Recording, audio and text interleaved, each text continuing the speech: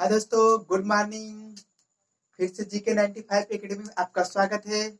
और ले चलते हैं आज Indian waterfall Indian waterfall Indian waterfall Indian waterfall Indian waterfall Indian waterfall के बारे में आज आपको बताएंगे कि हमारा इंडियन वाटरफॉल कैसा है और कैसे और किन देश में स्थित है, सॉरी किस राज्य में स्थित है और कौन से राज्य में कितने वाटरफॉल हैं या जलप्रपात हैं और कौन से जलप्रपात की ऊंचाई सबसे ज्यादा है, कौन से जलप्रपात की ऊंचाई सबसे कम है। आज सब जलप्रपात के बारे में आपको बताएंगे। ले चलते हैं आपको कौन कौन से जलप्रपात हैं। तो पहला है वसुंधरा जलप्रपात।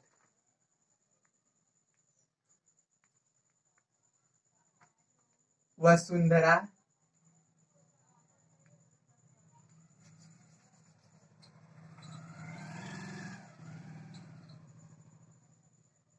वसुंधरा जलप्रपात।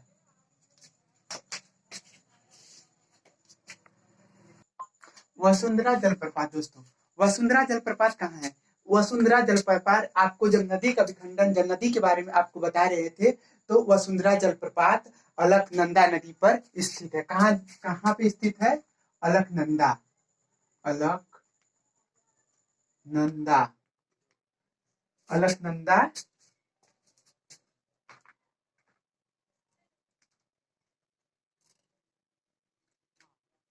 अलकनंदा नदी पर है। अलकनंदा नदी पे है। और अलकनंदा नदी कहाँ पड़ता है? आपको बता रहे हैं कि अलकनंदा नदी के मिलने से एक तरफ से अलकनंदा नदी आती है और एक तरफ से कौन सी नदी आती है? मन मंदाकिनी नदी। एक तरफ से मंदाकिनी नदी का विस्तार होता है जो सब नदियों को मिलकर अलकनंदा नदी बनाती है, और एक तरफ से कौन सी नदी आती है? उस नदी का नाम है भागीरथी नदी।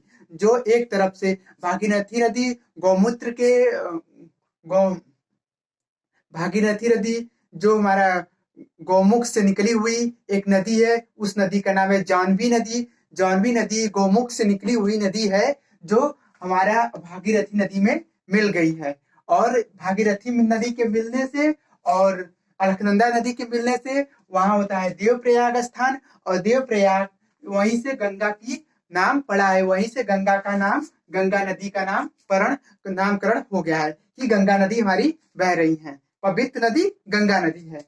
और इसी अलकनंदा नदी आपको बता रहे हैं, अलकनंदा नदी उत्तराखंड में है। उत्तराखंड अलकनंदा नदी उत्तराखंड में है। कहाँ पे है? उत्तराखंड में अलकनंदा नदी। तो वसुंधरा जलप्रपात कहाँ है? वसुंधरा जलप्रपात अलकनंदा नदी पर उत्तराखंड में स्थित है। अब इसके बाद बिहार जलप्रपात। बिहार जलप्रपात। तो बिहार जलप्रपात कहाँ है? तो दोस्तों आपको बताते हैं कि बिहार जलप्रपात हमारा टोस नदी पर स्थित है। कहाँ पे है? टोस नदी पे। टोस नदी पे बिहार जलप्रपात हमारा टोस नदी पे, और इसी के साथ बिहार जलप्रपात टोस नदी पर स्थित है। और इसकी ऊंचाई कितनी है? इसकी ऊंचाई 100 मीटर है। तो जो बिहार जलप्रपात है टोस नदी पर स्थित है और इसकी ऊंचाई 100 मीटर है। इसके बाद आता है पुनास। पुनास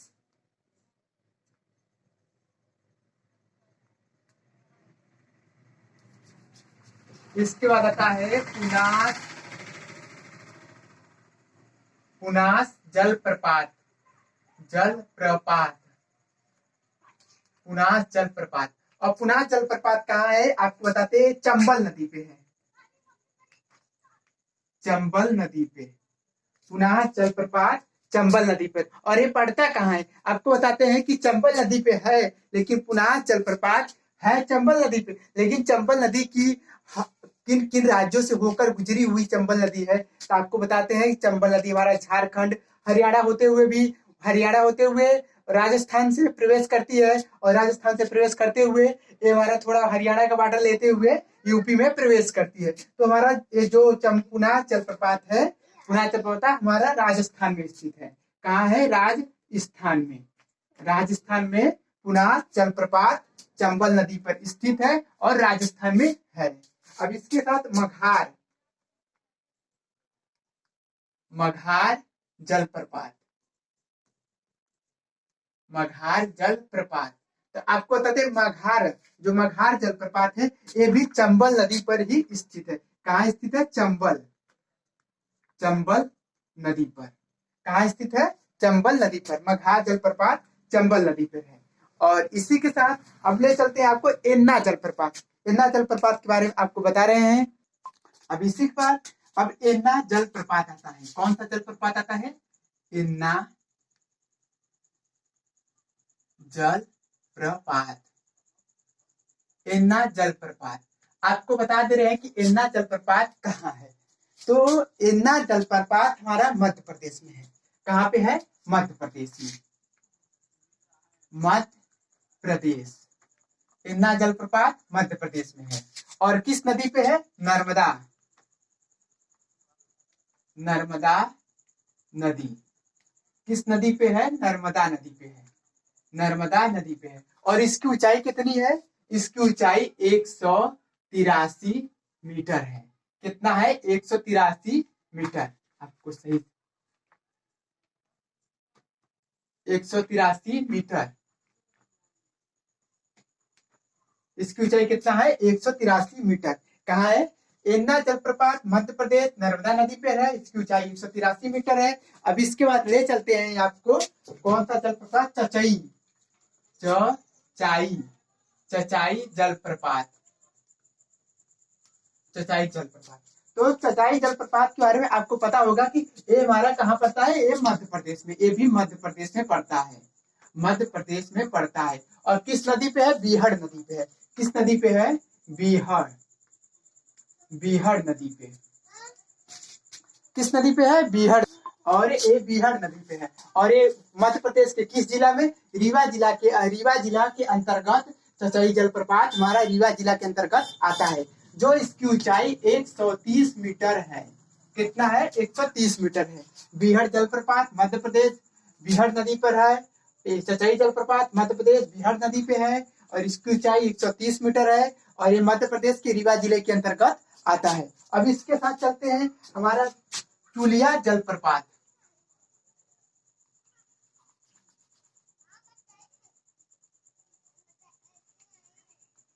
चुलिया जलप्रपात, चुलिया जलप्रपात। ये आपको बताते हैं ये चुलिया जलप्रपात पड़ता कहाँ है। तो आपको बताते हैं जो चुलिया जलप्रपात हमारा है ये राजस्थान में स्थित है। राजस्थान में कहाँ पे स्थित है? राजस्थान में कोटा जिला एक आता है। सब तैयारी करने के लिए अक्सर देखे होंगे कि हर स्टूडेंट तैयारी करने के लिए कोटा जिला के अंतर्गत जाते हैं, जहाँ कोटा जिला में एक अच्छी तैयारी के मामले में प्रसिद्ध है। तो कोटा जिला के अंतर्गत हमारा ये चुलिया जलप्रपात आता है। तो कोटा जिला कहाँ पड़ता है? तो कोटा जिला जो हमारा कोटा जिला है वो राजस्थान में पड़ता है। कहाँ पड़ता है? राजस्थान, राजस्थान। कोटा जिला राजस्थान पड़ता है। तो ये राजस्थान में है, कोटा जिला के अंतर्गत। और किस नदी पे है? ये चंबल नदी पे है। चंबल नदी, नदी पे। इसकी ऊंचाई कितना है?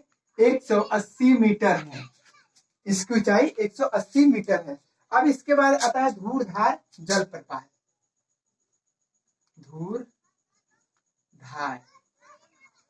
जलप्रपात, धूर्धार जलप्रपात। ये किस नदी पे पड़ता है? तो आपको बताते हैं ये हमारा धूर्धार जलप्रपात किस नदी पे पड़ता है। तो ये हमारा जो धूर्धार जलप्रपात है ये नर्मदा नदी पर स्थित है। कहाँ पे स्थित है? नर्मदा नदी पे, नर्मदा नदी पे।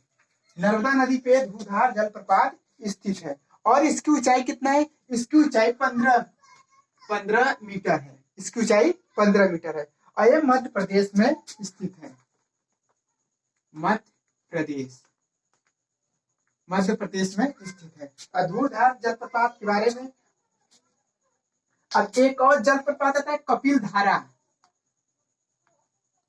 कपिल धारा जल प्रपात। प्रपात, जलप्रपात। जलप्रपात एक कपिल धारा जलप्रपात। तो कपिल धारा जलप्रपात एक किस नदी पे है? आपको बताते हैं कि ये हमारा, सॉरी दोस्तों, ये नर्मदा, सॉरी सही है, ये धूर्धा जलप्रपात है जो हमारा मध्य प्रदेश में नर्मदा नदी के तट पर स्थित है। और जो कपिल धारा जलप्रपात है ये मध्य प्रदेश के एक कहा किस जगह स्थित है? जो हमारा नर्मदा नदी के तट पे महाबालेश्वर की पहाड़ी पे स्थित है।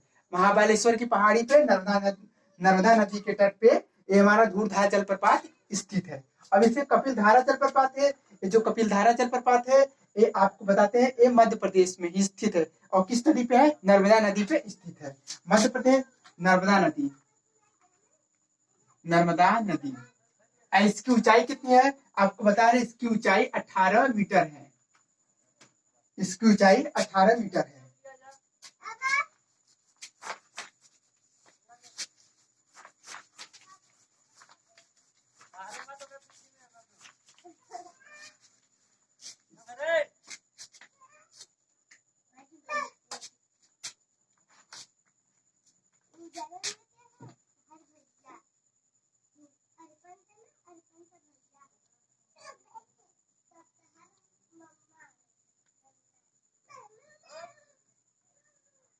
हुंडरू जलप्रपात। हुंडरू जलप्रपात और हुंडरू जलप्रपात, ये हुंडरू जलप्रपात राजस्थान की मशहूर जलप्रपात है। सॉरी, ये झारखंड की मशहूर जलप्रपात है। और आपको बताते हैं कि ये हुंडरू जलप्रपात जो है ये हमारा किस नदी पे स्थित है? आपको बताते हैं कि हमारा जो ये जो हुंडरू जलप्रपात है ये स्वर्ण रेखा नदी, स्वर्ण रेखा नदी के तट पर स्थित है। कहाँ पे है? स्वर्ण रेखा नदी के तट पर स्थित है। और ये स्वर्ण रेखा नदी कहाँ कहाँ और ये कहाँ है? ये झारखंड में है। कहाँ है? झारखंड में। झारखंड में है। स्वर्ण रेखा नदी के तट पर है, झारखंड में है। और इसकी ऊंचाई कितनी है? इसकी ऊंचाई 74 मीटर है। कितना है? 74 मीटर है। इसकी ऊंचाई कितना है? 74 मीटर। तो हुंडरू जलप्रपात हो गया। अब इसके बाद चलते हैं, हुंडरू जलप्रपात के बाद आता है कौन सा जलप्रपात आता है देखते हैं। इसके बाद आता है रजप्पा।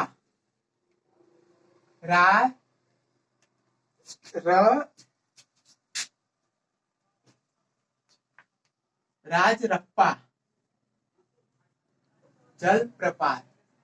राजरप्पा जलप्रपात। और ये भी कहाँ पे स्थित है? आपको बताते हैं कि ये भी, और ये भी आपको राजरप्पा जलप्रपात जो है ये हमारा दामोदर नदी और भीरा नदी के तट, जो भीरा नदी और दामोदर नदी दोनों के मुहाने पर स्थित एक झारखंड का जिला है रायगढ़। रायगढ़ जिले के पास ही राजरप्पा जलप्रपात स्थित है।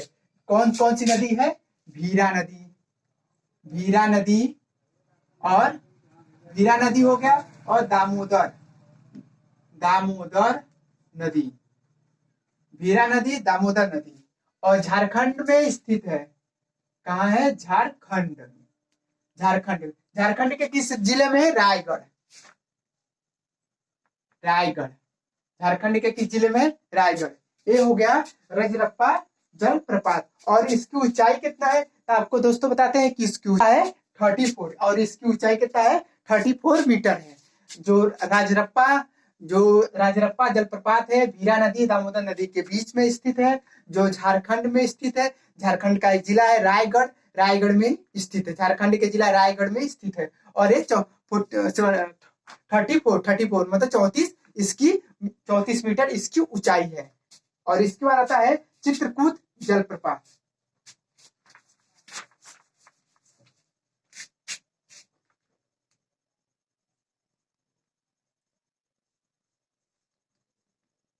चित्रकूट जलप्रपात। चित्रकूट जलप्रपात। चित्रकूट जलप्रपात। आपको चित्रकूट जलप्रपात के बारे में बताते हैं कि चित्रकूट जलप्रपात है कहाँ।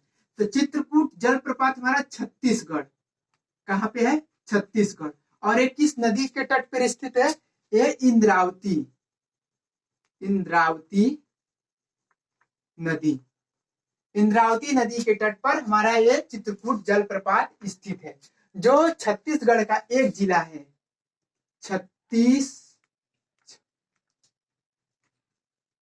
छत्तीसगढ़ का छत्तीसगढ़ का एक जिला है। उस जिले का नाम है बस्तर। क्या नाम है? बस्तर। बस्तर छत्तीसगढ़ का एक जिला है, बस्तर। तो हमारा चित्रकूट जलप्रपात इंद्रावती नदी के तट पर स्थित है और छत्तीसगढ़ का जिला बस्तर जिला है। जो और इसकी ऊंचाई कितना है आपको बताते हैं इसकी।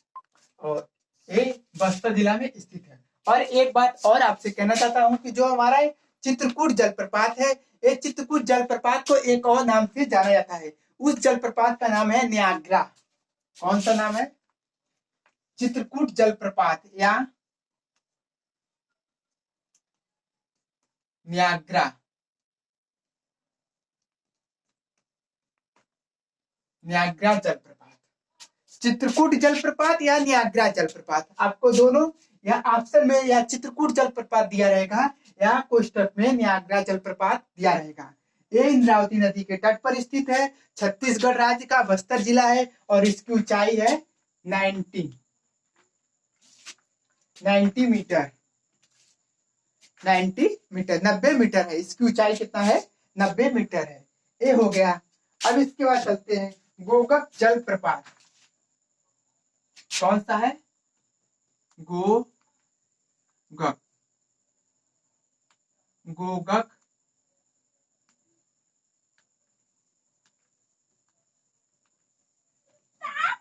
गोगक जलप्रपात।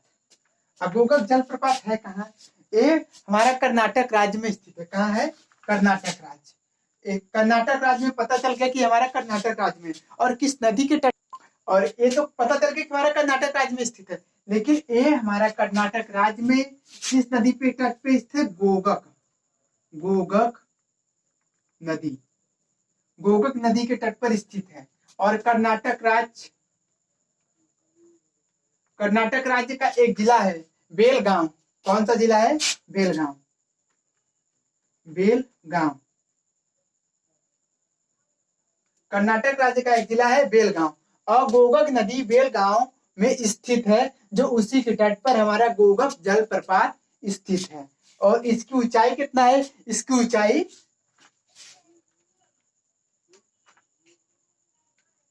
54। इसकी ऊंचाई कितनी है? 54 अर्थात 54 मीटर। आप स्क्रीनशॉट लेते रहिएगा और हम आपको जलप्रपात के बारे में फटाक से बताएंगे दोस्तों, और ज्यादा देर नहीं लगेगा कि कौन कौन से जलप्रपात कहाँ है। अब इसके बाद महात्मा गांधी। महात्मा गांधी, महात्मा गांधी या महात्मा गांधी के नाम से जलप्रपात या सर गुप्पा।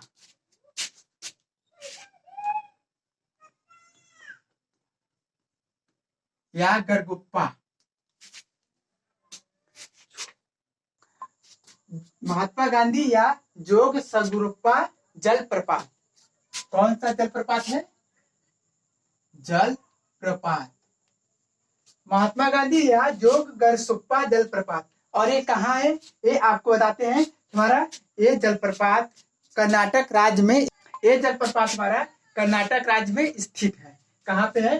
कर्नाटक राज्य में स्थित है, ये तो पता चल गया, लेकिन किस नदी पे है? आपको शरावती नदी पे है।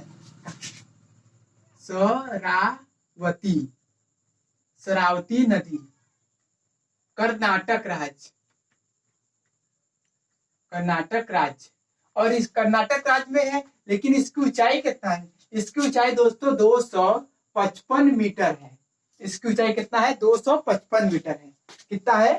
255 मीटर। 255 कितना है? 255 मीटर है। ये हमारा एक जलप्रपात है। इसके बाद शिव समुद्रम जलप्रपात। कौन सा है? शिव समुद्रम जलप्रपात। शिव समुद्रम जलप्रपात, शिव समुद्रम जलप्रपात और ये कहाँ है? ये भी हमारा कर्नाटक राज्य में। कहाँ पे है? कर्नाटक राज्य में। कर्नाटक राज्य में है, ये भी तो पता चल गया। और ये हमारा शिव समुद्रम जलप्रपात कर्नाटक राज्य में है, ये तो पता चल गया कि हमारा कर्नाटक राज्य में है ये शिव समुद्रम जलप्रपात। और किस नदी के तट पर है? ये कावेरी नदी के तट पर है। कहाँ पे है? कावेरी, कावेरी नदी, कावेरी नदी के तट पर है। और इसकी ऊंचाई कितनी है? 90 मीटर या 90 मीटर है। और इसके बाद कौन सा आता है? इसके बाद ये शिव समुद्रम जलप्रपात हमारा कावेरी नदी के तट पर है, कर्नाटक राज्य में है, 90 मीटर इसकी ऊंचाई है। और इसके बाद आता है हमारा दूध सागर जलप्रपात। दूध सागर जलप्रपात, दूध सागर जलप्रपात, दूध सागर जलप्रपात एक कहाँ पे है? आपको मेन क्वेश्चन बता रहे हैं कि दूध सागर जलप्रपात हमारा किन दो राज्यों के बीच में स्थित है। तो ये हमारा जो दूध सागर जलप्रपात है, एक तरफ से हमारा कर्नाटक राज्य है और दूसरी तरफ से हमारा गोवा राज्य है। जो गोवा राज्य से एक नदी निकलती है, उस नदी का नाम है मांडवी नदी। कौन सा नदी का नाम है? मांडवी नदी। तो मांडवी नदी के तट पर दूध सागर जलप्रपात स्थित है। तो किन किन राज्यों के बीच में है? ये हमारा कर्नाटक, कर्नाटक गोवा, दो राज्यों के, कर्नाटक गोवा दो राज्यों के। और किस नदी के तट पर है? मांडवी, मांडवी, ये मांडवी नदी के तट पर कर्नाटक और गोवा दो राज्यों में स्थित है दूध सागर जलप्रपात। और इसकी ऊंचाई कितना है? इसकी ऊंचाई 310 मीटर है दोस्तों।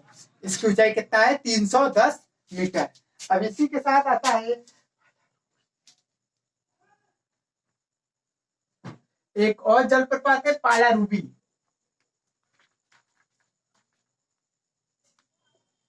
पालारूबी, पालारूबी जलप्रपात, पालारूबी जलप्रपात। और इसकी ऊंचाई कितना है? पालारूबी जलप्रपात, इसकी ऊंचाई कितना है? इसकी ऊंचाई 90 मीटर है, 90 मीटर है।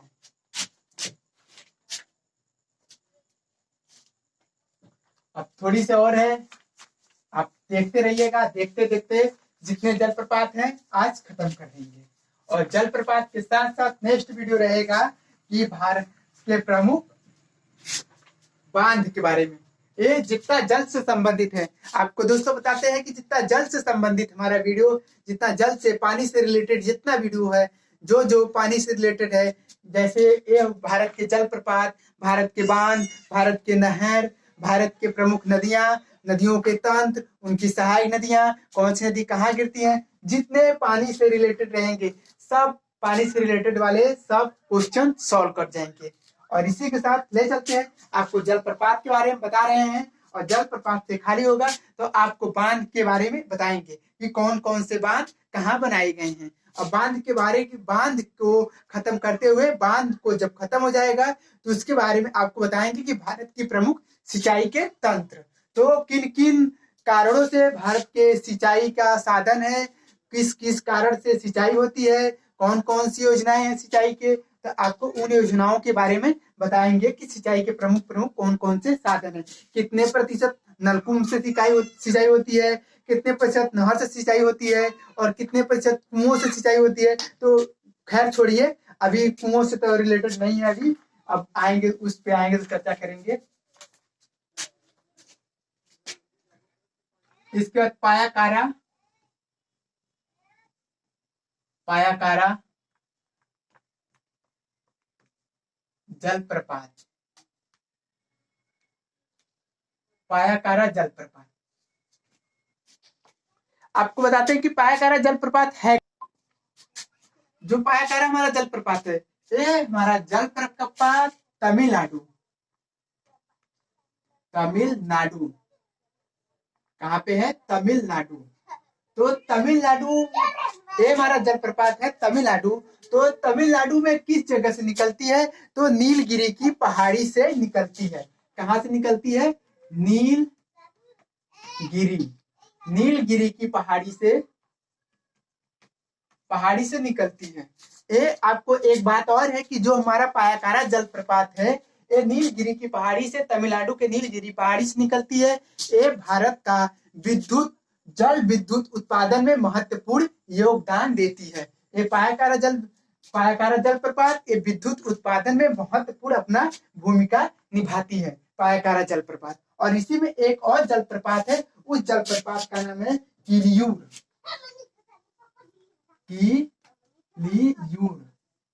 किलियूर जलप्रपात, किलियूर जलप्रपात। तो ये जलप्रपात कहाँ पे है? ये भी जलप्रपात हमारा तमिलनाडु राज्य में स्थित है और ये नदी पे है। ये तमिलनाडु का ऐसा जलप्रपात है जो किसी नदी पे नहीं था, ये पहाड़ी से निकला था। और ये जलप्रपात हमारा ये नदी पे है। कौन सी नदी पे है? किलियूर नदी पे है। किलियूर नदी पे है। ये भी विद्युत उत्पादन के साथ साथ ये दोनों जलप्रपात विद्युत उत्पादन में महत्वपूर्ण भूमिका निभाती है। ये हमारा जलप्रपात है। और इसी के साथ ले चलते हैं एक और जलप्रपात,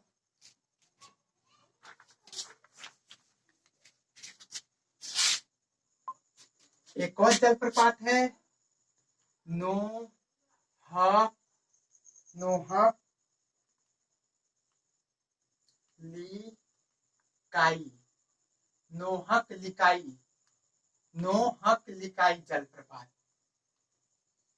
जलप्रपात।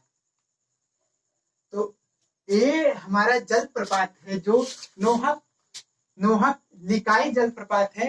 ये हमारा जलप्रपात किस राज्य में स्थित है आपको बताते हैं कि ये पहला जलप्रपात है जो हमारे पूर्वी राज्यों में स्थित है। पूर्वी राज्यों में एकमात्र जलप्रपात है जो नोहक जलप्रपात पूर्वी राज्यों में स्थित है। ये हमारा किस जगह है? मेघालय। आपको बताते हैं कि ये हमारा जलप्रपात मेघालय में स्थित है। कहाँ पे है? मेघालय। तो मेघालय में स्थित है। तो ये किस कारण से बनता है आपको बताते हैं। ये जलप्रपात कुछ समय के लिए बनता है और इसकी ऊंचाई कितना है? 314 मीटर है। 314 314। तो 314 मीटर है इसकी ऊंचाई, 314 मीटर है। और आपको बताते हैं ये बारिश के मौसम के अनुसार जलप्रपात का निर्माण होता है। कैसे होता है? बारिश के मौसम के अनुसार ये जलप्रपात का निर्माण होता है। नोहकलिकाई जलप्रपात मेघालय राज्य में स्थित है और बारिश के अनुसार इसका ऊंचाई 314 मीटर है और बारिश के अनुसार इस जलप्रपात का निर्माण होता है। और इसके बाद बताते हैं उड़ीसा में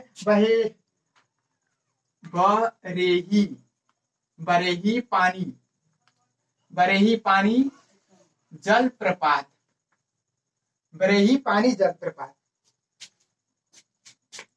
ये बुधबंग नदी पर स्थित है।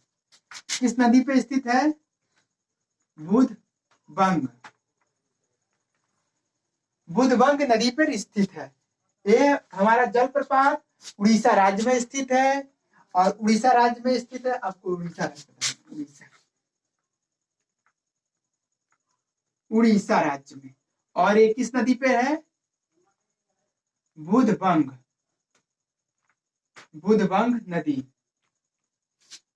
नदी पर स्थित है।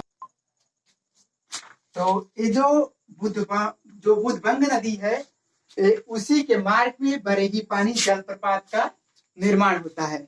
और इस उड़ीसा राज्य में एक और जलप्रपात है जिस जलप्रपात का नाम है डुडुमा।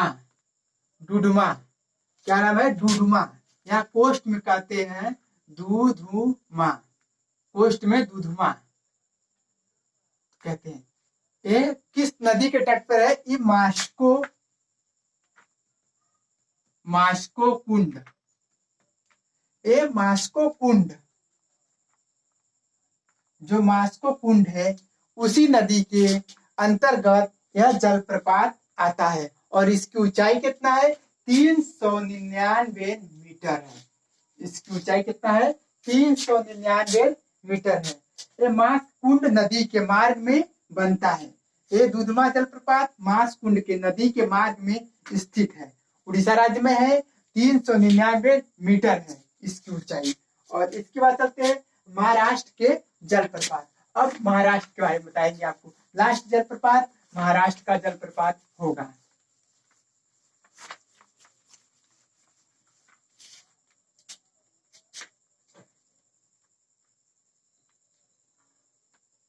वजराई जलप्रपात। वजराई जलप्रपात ये किस राज्य में है? महाराष्ट्र, आपको बताए हैं महाराष्ट्र में स्थित है। और ये नदी के कौन सी नदी के मार्ग में, और ये किस नदी बनता है?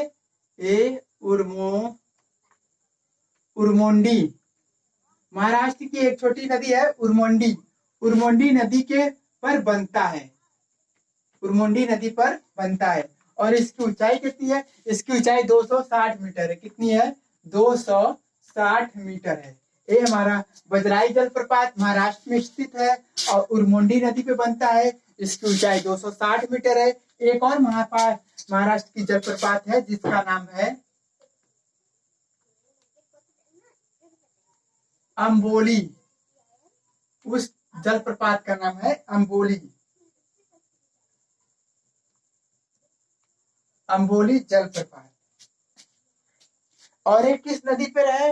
हिरण्यकेशी।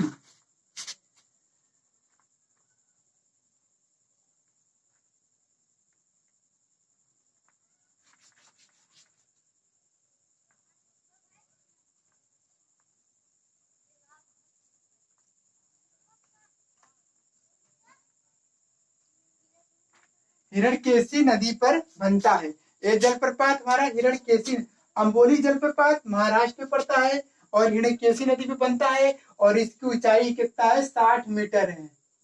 इसकी ऊंचाई 60 मीटर है। और आपको जितने जलप्रपात हैं जलप्रपात के बारे में आपको बता, तो इसी के साथ से आज हमारा जलप्रपात measure of waterfall India, measure of waterfall of India, measure of waterfall of India, जो हमारा भारत के प्रमुख जलप्रपात के बारे में आपको बता दिए। और नेक्स्ट वीडियो रहेगा भारत के प्रमुख बांध, और बांधों के बारे में बताने के बाद आपको सीधे ले चलेंगे भारत के प्रमुख सिंचाई के बारे में। और इसी के साथ ये हमारा वीडियो समाप्त होते हैं। एक पार्ट चलेगा, नेक्स्ट वीडियो चलेगा जो कि प्रैक्टिकल किस तरह से होना चाहिए। इंटर लेवल के प्रैक्टिकल और हाई लेवल के प्रैक्टिकल आपको सब वीडियो तो मिलते हैं, लेकिन प्रैक्टिकल के वीडियो जल्दी नहीं मिलते हैं। तो जिस प्रकार से आपको प्रैक्टिकल की वीडियो बताएंगे कि हमारा कौन से प्रैक्टिकल किस तरह से बनता है और किन किन प्रैक्टिकल का प्रयोग किस जगह किया जाता है। जैसे आपको पता चल जाए कि भूमि किस प्रकार से नापी जाती है, हमारा खेत किस तरह से नापा जाता है, तो आपको जब पता रहेगा कि हमारा इस चीज से खेत नापा जाता है, तो उसके जगह आपको बताया जाएगा कि किन किन कारणों से खेत की नपाई होती है। उसमें निम्न प्रकार के यंत्रों का प्रयोग किया जाता है। जरीब, छोटा जरीब, बड़ा जरीब, इंच, टेप और मीटर, इसके बाद लट्ठा बोलते हैं, लट्ठा और फिर टेप। इस तरह से हमारा प्रैक्टिकल के बारे में चर्चा होती है। तो जब आपको पता रहेगा कि हमारा स्क्वायर और स्क्वायर कैसे निकलता है, तो जब आपको जमीन नापने की इकाई बताएंगे तो आपको इसके बारे में चर्चा करेंगे कि हमारा ये कैसे होता है। तो सोचते हैं कि हमारा एक वीडियो प्रैक्टिकल का वीडियो चले, जिस प्रकार से आप सभी छात्रों को परेशानी ना हो कि एक प्रैक्टिकल का वीडियो चल रहा है। तो इसी के साथ हम ये वीडियो समाप्त करते हैं और नेक्स्ट वीडियो लेकर आएंगे आपको हम, और इसी के साथ हम नेक्स्ट वीडियो आपको लेकर आएंगे भारत के प्रमुख बांध के बारे में चर्चा करेंगे, ताकि आप लोग को कोई दिक्कत ना हो, कोई महसूस ना हो कि एक एक पार्ट आपको बता रहे हैं। ऐसा कोई है नहीं जो पार्ट ना बताए, एक एक पार्ट से आपको बता रहे हैं, सीरियल वाइज सीरियल से बता रहे हैं। और आपको 2-3 टॉपिक रखे हैं कि भारत का क्लाइमेट कैसे होता है, तो आपको भारत के जलवायु, भारत के क्लाइमेट के बारे में चर्चा करेंगे। लेकिन उसके बाद थोड़ा समय लगेगा कि भारत के क्लाइमेट कैसे प्रचुर मात्रा में किन किन कारणों से भारत में क्लाइमेट की स्थिति बनती है और किन किन जगहों पे क्लाइमेट का निर्माण होता है, जिससे भारत में वर्षा ये सामान्य तौर पे मौसम में परिवर्तन होता रहता है। जिन जिन कारणों से किन कारणों से हमारा जो राजस्थान का थार का मरुस्थल है, तो वहाँ किन कारणों से उस राजस्थान के थार मरुस्थल में बारिश नहीं हो पाने के कारण वहाँ पे कंकरेली पथरीली मिट्टियों का जमाव हो जाता है, जिससे आपको क्लाइमेट से ही पता चलेगा कि किन कारणों से यहाँ पे बारिश नहीं होती है। तो इसी के साथ आपको बताएंगे वीडियो में, धीरे धीरे नेक्स्ट वीडियो आते आते रहेगा तो बताएंगे कि किन किन कारणों से होता है। इसी का दोस्तों हम आपसे विदा लेते हैं। नेक्स्ट वीडियो लेकर आएंगे, भारत के प्रमुख बांधों के बारे में चर्चा करेंगे। तो भारत के प्रमुख बांधों के बारे में चर्चा करेंगे कि कौन कौन से बांध किस राज्य में स्थित है। और इसी के साथ दोस्तों धन्यवाद देना चाहता हूँ आप सभी को, मेरा वीडियो जो देखे एक बार।